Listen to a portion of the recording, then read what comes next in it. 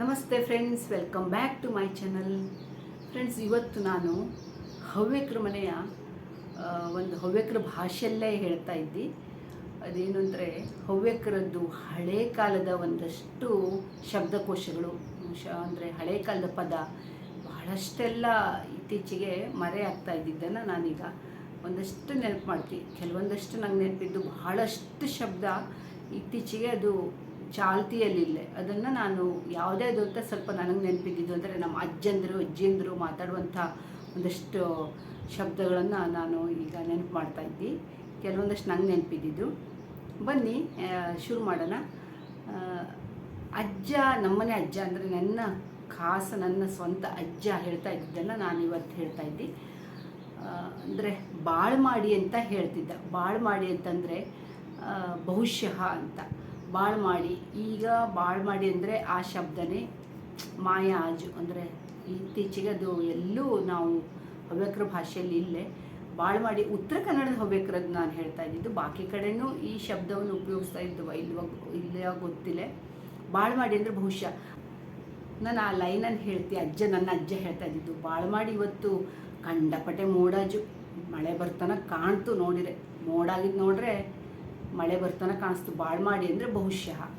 ಆಮೇಲೆ ಇನ್ನೊಂದು ಕಂಡಪಟ್ಟೆ, ನಾನೀಗ ಹೇಳ್ದಿಯಲ್ಲ, ಕಂಡಪಟ್ಟೆ ಅಂದರೆ ಸಿಕ್ಕಾಪಟ್ಟೆ ಅಂತ ನಮ್ಮ ಅಜ್ಜ ಉಪಯೋಗಿಸ್ತಾ ಇದ್ದಿದ್ದು. ಕಂಡಪಟ್ಟೆ ಅನ್ನೋ ಶಬ್ದನೂ ಜಾಸ್ತಿ ಅದೊಂದು ಇತ್ತೀಚೆಗೆ ಮಾಯಾಜು. ಅಂದರೆ ಕಂಡಪಟ್ಟೆ ಅಂದರೆ ಸಿಕ್ಕಾಪಟ್ಟೆ ಜಾಸ್ತಿ ಅಂತ. ಅದಕ್ಕೂ ಒಂದು ಲೈನ್ ಅಜ್ಜ ಹೇಳ್ತಾ ಇದ್ದಿದ್ದು ಲೈನ್ ಹೇಳ್ತಿ. ತಂಗಿ ಚಹಾ ಮಾಡೆ, 10 ಗಂಟೆ ಆಯಿತು. ಅಜ್ಜ ಹೇಳ್ತಿದ್ದ, ಹಾಂ ಅಡ್ಡಿಲ್ಲ ಅಜ್ಜ. ಚಹಾ ಮಾಡ್ತಿದ್ದ. ಒಳಗೆ ಹೋಗಿ ಚಹಾ ಮಾಡ್ಕೊಂಡು ತಗೊಂಡು ಬಂದರೆ ಅಜ್ಜಂಗೆ 10 ಗಂಟೆಗೆ ಚಹಾ ಕುಡಿದು ಆಮೇಲೆ ಸ್ನಾನಕ್ಕೆ ಹೋಗ್ತಾ ಇದ್ದಿದ್ದು ರೂಢಿ.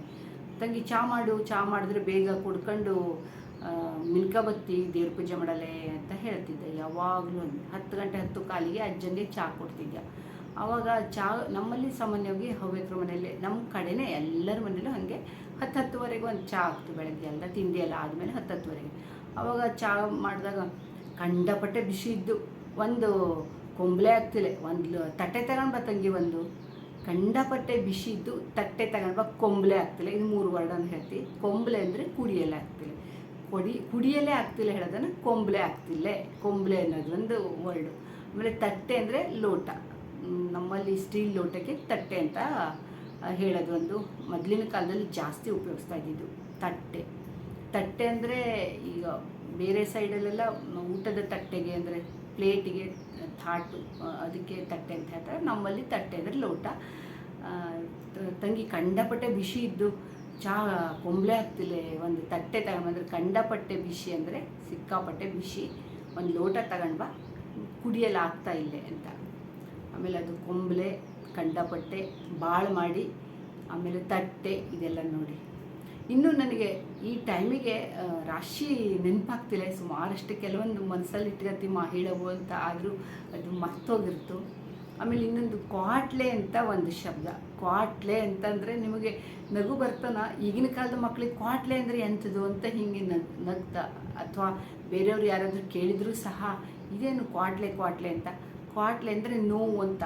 ಅಯ್ಯೋ ತಮ್ಮ ಮೈಕೈ ಎಲ್ಲ ರಾಶಿ ಕ್ವಾಟ್ಲೆ, ಕಂಡಪಟ್ಟೆ ಕ್ವಾಟ್ಲೆ ಆಗೋಜು, ಕಂಡಪಟ್ಟೆ ಕ್ವಾಟ್ಲೆ.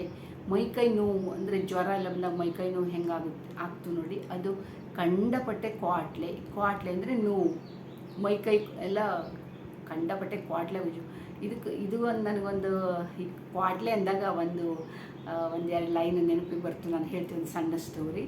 ನಮ್ಮ ಅಪ್ಪ ಅಮ್ಮ ಹಾಸ್ಪಿಟ್ಲಿಗೆ ಹೋದಾಗ, ಅಂದರೆ ಬೆಂಗಳೂರಲ್ಲಿ, ಈಗ ನನ್ನ ಅಪ್ಪಂಗೆ ಒಂದು ಆಪ್ರೇಷನ್ ಆಗಿತ್ತು ಭಾಳ ವರ್ಷದಿಂದ. ನಾವೆಲ್ಲ ಚಿಕ್ಕವಿದ್ದಾಗ ಆವಾಗ ಆಪ್ರೇಷನ್ಗೆ ಹೋದಾಗ ಅಲ್ಲಿ ನಮ್ಮ ಅಣ್ಣಂದ್ರಲ್ಲ, ಕಸಿನ್ ಬ್ರದರ್ಸ್ ಎಲ್ಲ ಇದ್ದವು, ತಮಾಷೆ ಮಾಡ್ತಿದ್ದಾಗ ಹಿಂಗೆ ಒಂದಷ್ಟು ಮಾತೆಲ್ಲ ಹೇಳಿ ನಗ್ತಾ ಇರ್ತಿದ್ವಡ. ಆವಾಗ ನಮ್ಮ ಅಮ್ಮ ಎಲ್ಲ ಮನೆಗೆ ಬಂದು ಹೇಳ್ತಿದ್ದು.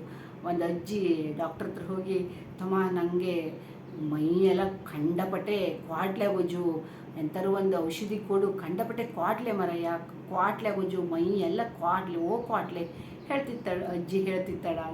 ಅಂದರೆ ಕ್ವಾಟ್ಲೆ ಅಂದರೆ ಮೈಕೈ ನೋವು. ಡಾಕ್ಟ್ರ್ ಕಂಗಾಲು ಕಕ್ಕಬಿಕ್ಕಿ, ಇದೇನಪ್ಪ ಕ್ವಾಟ್ಲೆ ಅಂದರೆ ಹೇಳಿ ಡಾಕ್ಟ್ರಿಗೂ ಅರ್ಥ ಆಗುತ್ತೆ. ಕ್ವಾಟ್ಲೆ ಅಂದರೆ ಒಂದು ನೋವು ಅಂತ. ಆಮೇಲೆ ಇನ್ನೊಂದು ಹೇಳ್ತೀವಿ, ಮಡಗು.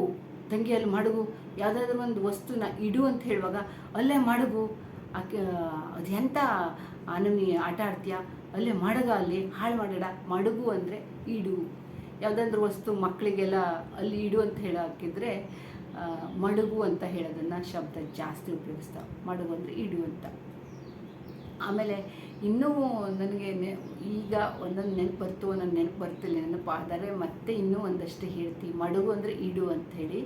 ಆಮೇಲೆ ಕ್ವಾಡ್ಲೆ ಅಂದರೆ ನೋವು, ಬಾಳ್ಮಾಡಿ ಅಂದರೆ ಬಹುಶಃ, ಕಂಡಪಟ್ಟೆ ಅಂದರೆ ಸಿಕ್ಕಾಪಟ್ಟೆ, ಆಮೇಲೆ ಕೊಂಬಲೆ ಅಂದರೆ ಕುಡಿಯೋದು, ತಟ್ಟೆ ಅಂದರೆ ಲೋಟ,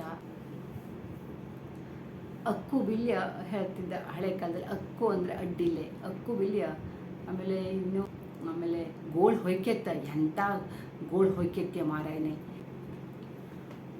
ಹಾಳು ಮಾಡಿ ಸ್ವಚ್ಛೆ ಅಂತ, ಹಾಳು ಮಾಡಿ ಸ್ವಚ್ಛ ಕಾಣಿಸ್ತು ಅಂದರೆ ಹಾಳು ಮಾಡಿಬಿಟ್ಟ ಕಾಣಿಸ್ತು. ಯಾವುದಾದ್ರೂ ವಸ್ತು ಹಾಳಾಗೋದ್ರೆ ಹಾಳು ಮಾಡಿಬಿಡು ಸ್ವಚ್ಛ, ಹಾಳು ಮಾಡಿ ಸ್ವಚ್ಛ. ಹೀಗೆ ಒಂದೊಂದು ನಮ್ಮ ಹವ್ಯಕರದ್ದು ಹಳೆ ಕಾಲದ ಭಾಷೆ ಭಾಳಷ್ಟು ಇದಿತ್ತು. ಆದರೆ ಅದು ಇತ್ತೀಚೆಗೆ ಎಷ್ಟೊಂದು ಎಲ್ಲ ಮರೆಯಾಜು, ಇನ್ನೂ ಸಿಕ್ಕಾಪಟ್ಟೆ. ನಾನು ಇನ್ನೂ ಇಂಥದ್ದೇ ಶಬ್ದ ನಿಮ್ಗೆ ಇನ್ನೂ ಬೇಕು ಅಂದರೆ ತರ್ತಿ. ಇವತ್ತಂತೂ ನನಗೆ ಎಷ್ಟೊಂದು ನೆನಪಾಗ್ತಾ ಇಲ್ಲ ಕೆಲವು. ಬಳಿ ಹುಂಡು ಅಂದರೆ ಸ್ವಲ್ಪ, ಬಳಿ ಹುಂಡು ಹಾಕು ಅಂದರೆ ಸ್ವಲ್ಪ ಹಾಕು. ಸಬಕಾರ ಅಂದರೆ ಸೋಪು, ಸಬಕಾರ ಅಂತ ಹೇಳ್ತಿದ್ದ. ಆಮೇಲೆ ಸಬಕಾರ ಆಯ್ತು, ಬಳಿ ಹುಂಡಾಯ್ತು. ಈ ಪಟ ಅಂದರೆ ಈ ವರ್ಷ. ಈ ಪಟ ಕಂಡಪಟ್ಟೆ ಶೆಕೆನಪ್ಪ, ದಗೆ, ಶೆಕೆ ಅಂತನಲ್ಲ, ಈ ಪಟ ಕಂಡಪಟ್ಟೆ ದಗೆಯಪ್ಪ ಅಂದರೆ ಈ ವರ್ಷ ಸಿಕ್ಕಾಪಟ್ಟೆ ಶೆಕೆ ಅಂತ. ಇದೆಲ್ಲ ನಮ್ಮ ಹವ್ಯಕರ ಭಾಷೆ, ಹಳೆ ಕಾಲದ ಭಾಷೆ. ಇತ್ತೀಚೆಗೆ ಮಾಯ ಆಗ್ತಾ ಇದ್ದೀನಿ, ಇನ್ನೂ ಸಿಕ್ಕಾಪಟ್ಟೆ ಇದ್ದು. ಇನ್ನೊಂದು ದಿನ ಯಾವುದಾದ್ರೂ ನೆನಪಾದರೆ ಹೇಳ್ತಿ. ಇದೆಲ್ಲ ನಿಮಗೆಗೂ ಇಷ್ಟ ಆಯ್ತು ಅನ್ನಿಸ್ತಿ. ಸಾರಿ, ಬೇರೆಯವರಿಗೆಲ್ಲ ಅರ್ಥ ಆಗಿದೆಯೋ ಇಲ್ವೋ ಗೊತ್ತಿಲ್ಲ. ಆದರೂ ನನ್ನ ಒಂದು ಪ್ರಯತ್ನ ಮಾಡಿದ್ದೆ. ಹವ್ಯಕರ ಹಳೆ ಕಾಲದ ಮರೆಯಾಗಿರುವಂಥ ಭಾಷೆ ನಾನು ಹೇಳಲೇ ಇವತ್ತು ಪ್ರಯತ್ನ ಮಾಡಿದ್ದೆ. ಹೆಂಗೆ ಅನ್ನಿಸ್ತು ಅಂತೇಳಿ ನಿಮಗೂ ಯಾವುದಾದ್ರೂ ನೆನಪಾದರೆ ಹೇಳಿ. ಇಲ್ಲಿಗೆ ಇವತ್ತಿನ ನನ್ನ ವಿಡಿಯೋ ಮುಗಿಸ್ತಾ ಇದ್ದೆ. Thank you. ಮತ್ತೆ ಸಿಗೋಣ ಇನ್ನೊಂದು ಹವ್ಯಕರ ಈ ಥರದ್ದೇ ಇನ್ನೊಂದು ಯಾವುದಾದ್ರೂ ಒಂದು ವಿಡಿಯೋದೊಂದಿಗೆ. Thank you. Bye bye.